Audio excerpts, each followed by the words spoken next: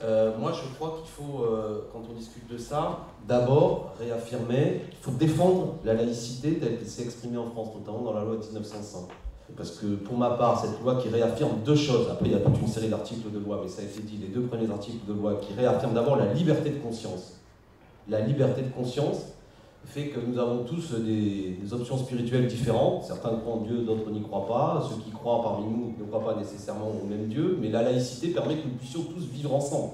Deuxièmement, la mise à distance entre, et pour dire les choses simplement, l'impossibilité de financement public du culte. Seule la laïcité permet, ici il y a des élus autour de la table, moi j'en suis un, permet du fait que vous pouvez assurer l'égalité, parce que précisément vous n'avez pas à vous mêler du financement du culte. Parce qu'au-delà de la loi de 1905, le scandale, c'est que la laïcité, ça a été dit, ce mot a perdu de son sens. Au nom d'une soi-disant égalité, aujourd'hui, eh bien, nous finançons les écoles privées, qui sont à 97% dans ce pays confessionnelles, et sur ces 97% d'écoles confessionnelles, je crois que c'est d'ordre de 95% catholiques.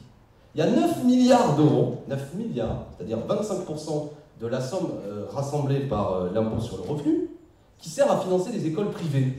Et autre exemple, par exemple, l'Alsace-Moselle, il y a 2 départements en France dans lesquels il n'y a pas de laïcité. Donc je crois que pour être d'abord compris, il faut qu'on ait pour la suite une vraie discussion et que le combat laïque reprenne sens. Ce mot est tombé à terre. On disait il y a les laïcards, les vieux cons, quoi, ceux qui étaient de la gauche du 19e siècle.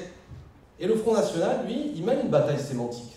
Et effectivement, il en forge aujourd'hui, il a forgé un outil de combat contre nos concitoyens de confession musulmane notamment. C'est la laïcité à géométrie variable.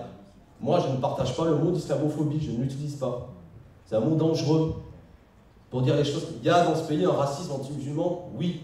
Pour essayer de trouver un mot, j'avoue que je ne l'ai pas encore totalement trouvé, je suis d'accord pour parler peut-être de musulmanophobie. D'accord.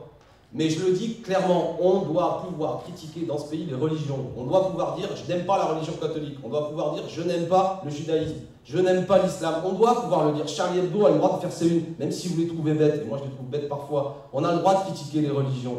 Et critiquer le judaïsme n'a rien à voir avec l'antisémitisme. J'ai le droit de dire que les Lubavitch sont particulièrement conservateurs, obscurantistes. Je le pense. Je ne suis pas antisémite. Je pense que dans le 19e arrondissement, il y a 19 crèches confessionnelles qui sont financées sur fonds publics.